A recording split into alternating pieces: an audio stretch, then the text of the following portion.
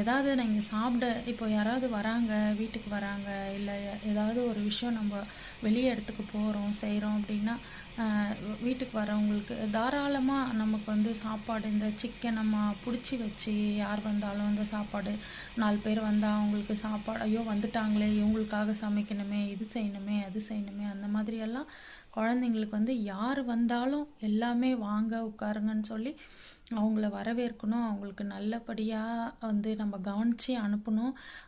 அப்புறம் எது இருந்தாலும் என்கிட்ட வந்து ஒரு 10 ரூபா தான் நான் என்கிட்ட இருக்குது.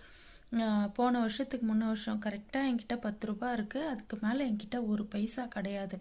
நான் வந்து அந்த காசை வந்து 10 ரூபாவை வந்து நான் வந்து ஒரு இல்லாதவங்களுக்கு வந்து கேட்டாங்க என்கிட்டன்னு நான் கொடுத்துட்டு நான் திரும்ப ரிட்டர்ன் வரேன். அமைதியாக வந்துட்டேன். எல்லாமே இருக்குது வீட்டில். ஆனால் பைசா இல்லை, 10 ரூபா தான் வச்சுன்னு இருந்தேன் நான். அப்புறம் வந்து பார்த்தா எனக்கு திடீர்னு எங்கள் பசங்களோட எங்கள் மாமனார் வந்து என்கிட்ட ஒரு 5000 காசு எனக்கு நாளைக்கு பர்த்டேனா இன்றைக்கி வந்து ஒரு 5000 கொடுத்தாங்க. நான் வந்து அதை எதிர்பார்க்கவே இல்லை. ஏன்னா கொஞ்சம் அவங்களுக்கும் எனக்கும் கொஞ்சம் இது ஆகாமல் இருந்தது. அப்போ அந்த டைமில் வந்து அவர் வந்து என்கிட்ட அந்த காசை கொடுத்தாரு. எதுக்கு சொல்கிறேன்னா, நீங்கள் ஒருத்தருக்கு வந்து 10 ரூபா நீங்கள் கொடுத்தீங்க அப்படின்னா உங்களுக்கு அது 4 மடங்கு 5 மடங்கு திரும்ப வரும். அது வந்து நான் கண்கூடா நம்ம நிதர்சனமான உண்மை.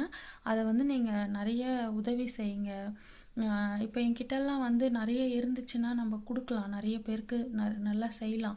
இருக்கிறவங்க இல்லாதவங்களுக்கு கண்டிப்பாக கொடுங்க. அதே மாதிரி உங்கள் குழந்தைங்களுக்கும் வர்றவங்களுக்கு வீட்டுக்கு வர ரிலேட்டிவ்ஸ்க்காக இருக்கட்டும், இல்லை வெளியில் இருக்கிறவங்களுக்கு இப்படி செய்யுங்க அப்படி செய்யுங்க, பசங்களுக்குன்னு நிறைய சொல்லி கொடுங்க. நம்ம சொல்லி கொடுக்க குழந்தைங்களுக்கு வந்து அது புரிய ஆரம்பிக்கும். அவங்க நிறைய நல்லது செய்வாங்க.